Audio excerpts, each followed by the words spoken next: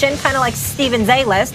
Washington is in first, followed by the Giants, Eagles, and Cowboys. This division is always up for grabs. Each year it seems to be there's a new winner. Stephen A., you're up. Who do you think wins it?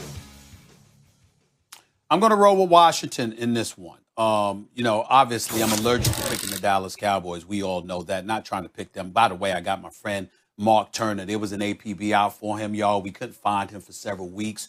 Being the coward, the weak, pathetic, disgusting, nauseating Cowboy fan that he is, he was nowhere to be found whatsoever. But they win a game, and then all of a sudden my phone is blowing up about how Dallas is only one game out of first place in the NFC East. This is the kind of stuff that I'm talking about when I tell you I despise Dallas Cowboy fans. That's why I haven't answered his calls. I just refuse to talk to him. Having said all of that, it comes down to the Giants and Washington to me.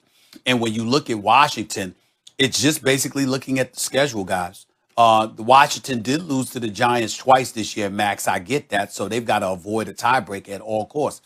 But I see Washington winning 2 of their next 3 games. I expect them to lose to Seattle, but I expect them to beat Carolina and ultimately, I think it's the Philadelphia Eagles, if I remember correctly. And so when I look at it from that perspective, I say, excuse me, I think this is something that they can do, all right? Whereas when I look at the New York Giants, you got Cleveland and Baltimore the next 2 games. I don't see you winning either of those games with both of them playing for their playoff lives. They're both trying to get in. There's an elevated level of urgency. One of them is going to lose to the other tonight, which is going to make their games in the last 3 weeks that much more important. And so because of that, I just think the odds are stacked against the New York Giants. That combined with the way Danny Dimes looked yesterday, the fact that they struggle offensively. I love the job that Joe Judge is doing. Again, they play hard. I see improvement every single week. I got nothing but respect for the job that this man has done. But I think that right now, this is not for them. Saquon Barkley is obviously out. Daniel Jones was hurt. He came back, didn't look that great to me. I just look at Washington, despite the fact that you had one quarterback and Alex Smith throwing for 57 yards and another, Dwayne Haskins, throwing for only 51 yards. That's 108 yards combined at the quarterback position, which is basically nothing.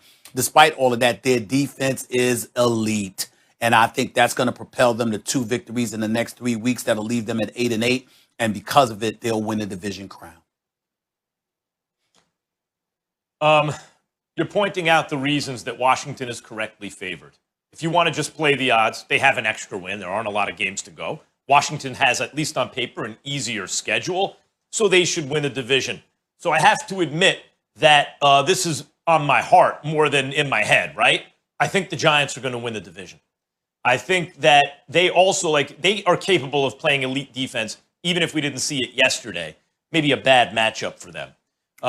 And their schedule, while you talk about the Browns and the Ravens, they're good teams. I don't look at the Browns or the Ravens as being unwinnable games for the Giants. And when you look at the schedule for the Washington team, obviously Seattle, they'll be underdogs. Also a winnable game for them, but they're going to be underdogs. But you have to think of the Eagles differently now, Stephen A.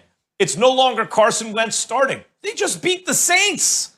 You know, they're capable of beating Washington. If they're capable of beating the Saints, especially in NFC rivalry games are different.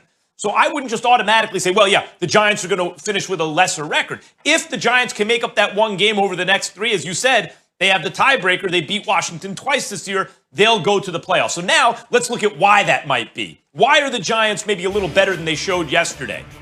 Well, and maybe Washington a little worse. Alex Smith hurt his calf. It was a calf strain. He had to come out of the game, right? So what's troublesome is that's the same leg that he had that terrible injury on. That's not just like a gimme, oh yeah, sure, he'll be back and fine. And Alex Smith has played well, but now not so sure. And if it's Dwayne Haskins under center, he really wasn't good. The stats make him look a little better than he was yesterday. Now let's flip it around to the Giants. Daniel Jones looked terrible yesterday. He looked like he regressed, but Stephen A., he clearly couldn't move. He has a hamstring injury. He was gung-ho to get back. I think he probably came back a week too early. Colt McCoy was good enough to win, right? And as a result, he was stationary. And once he's stationary, that's a huge part of his game. He's a running quarterback.